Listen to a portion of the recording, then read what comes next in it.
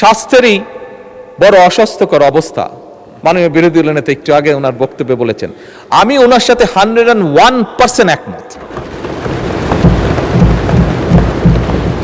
এবং সে কারণে মাননীয় স্পিকার, আমরা একটা স্বাস্থ্য ব্যবস্থা গড়ে তুলতে চাই, যেই স্বাস্থ্য ব্যবস্থায় আমরা সহজেই প্রত্যেকটা নাগরিকের মিনিমাম স্বাস্থ্য ব্যবস্থা নিশ্চিত করতে পারি। এই একটি স্বাস্থ্য ব্যবস্থা গড়ে তুলতে চাই। আমরা জানি গতকালকে এই পার্লামেন্টে আলোচনা হয়েছে যে আমাদের জনগণ,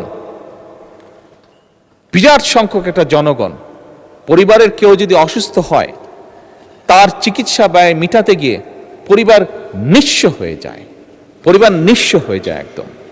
এবং সেইটিকে লক্ষ্য রেখেই মাননীয় স্পিকার আমরা সিদ্ধান্ত গ্রহণ করেছি। গতকালকেই বাজেটে উপস্থাপন করা হয়েছে এবং তার বাইরে গতকালকে আমি এবং মাননীয় অর্থমন্ত্রী আলোচনা করে আমরা সিদ্ধান্ত নিয়েছি মাননীয় স্পিকার, যেটি আমরা আগেও বলেছি উপস্থাপনের দিন, বাজেট উপস্থাপনের দিন, যে ডায়ালিসিস ফিল্টার, হার্টের স্টেন্টিং এর যে স্টেন্ট, সেটি হার্টের valve, pacemaker, oxygenator, peripheral vascular stent, radio frequency ablation fibre, চোখের লেন্স, ক্যান্সার চিকিৎসার যে কাঁচা মাল, মাননীয় স্পিকার, এইগুলির উপরে ভ্যাট এবং ট্যাক্স যতটুকু সম্ভব ম্যাক্সিমাম কমানো যায় আমরা সেই উদ্যোগ গ্রহণ করছি মাননীয় স্পিকার। এবং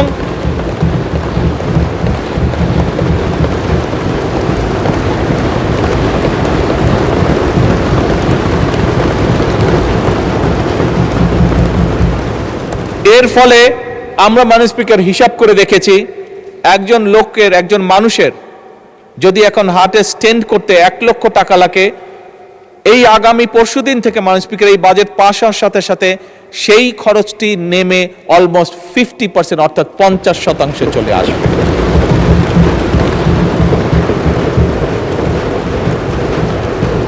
মাননীয় স্পিকার, আমার বক্তব্য শুরু করার আগেই বলেছি, আমাদের বাজেটের মূল লক্ষ্যই হচ্ছে, আমরা যেহেতু রাজনীতি করি, আমরা যেহেতু রাজনৈতিক দল, আমাদের মূল লক্ষ্যই হচ্ছে যতটুকু সম্ভব দেশের মানুষকে রিলিফ দেওয়া, শ্রেণী বর্ণ নির্বিশেষে সকলকে।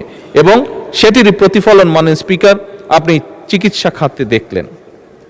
মাননীয় স্পিকার, চিকিৎসা যে ব্যয়, এই ব্যয়টি কমানোর পাশাপাশি আরেকটি বিষয় আমরা জোর দিয়েছি। এখানে মাননীয় বিরোধী দলের নেতা আছেন, ওনার সাথে আমার প্রথম লন্ডনে দেখা হয়েছিল আজকে থেকে প্রায় 5 বছর আগে। ওনার পরিবারের সদস্যরাও লন্ডনে থাকেন, উনি নিজে একজন চিকিৎসক, খুব সম্ভবত ওনার মেয়েও বোধহয় চিকিৎসক, আমি যতটুকু জানি। ছেলে চিকিৎসক, ওনার সবাই চিকিৎসক। আচ্ছা, ভেরি গুড।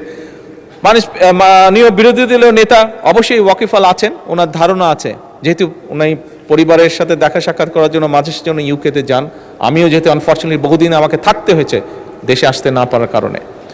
মাননীয় স্পিকার, ইউকের মতন দেশে একটি রিচ কান্ট্রিও দেশের মানুষের স্বাস্থ্যসেবা নিশ্চিত করতে গিয়ে তারা রীতিমতন হিমশিম খাচ্ছে, এবং সে কারণেই তারা এখন একটি নতুন উদ্যোগ গ্রহণ করেছে, এবং সেটা শুধু ইউকেতেই নয়, অল ওভার ইউরোপে এই উদ্যোগটা তারা গ্রহণ করেছে। সেটা হচ্ছে প্রিভেনশন, অর্থাৎ সেটি এখন তারা ইউরোপিয়ান সরকারগুলো প্রিভেনশনের উপর জোর দিচ্ছে। অর্থাৎ একটি মানুষ, হিসাব করে দেখা গিয়েছে যে একটি মানুষ যদি অসুস্থ হয়, যেহেতু ওইসব দেশে সরকার সর্বোচ্চ সবকিছু বহন করে একটি মানুষকে চিকিৎসা দেওয়ার জন্য, সেজন্য তারা হিসাব করে দেখেছে যে একটা মানুষ যদি অসুস্থ হয় তাকে চিকিৎসা দেওয়া, তার পিছনে নার্স, ডাক্তার, হসপিটালের বেড সবকিছু মিলে যে খরচ হয়, কিন্তু তাকে যদি প্রথমেই অ্যাওয়্যার করা যায় যে তুমি এই কাজগুলো থেকে যদি বিরত থাকো তাহলে তুমি এইভাবে অসুস্থ থেকে দূরে থাকবে, অসুস্থ হওয়া থেকে বিরত থাকবে, দেখা গেছে হিসাব করে তাতে খরচ কম হয়।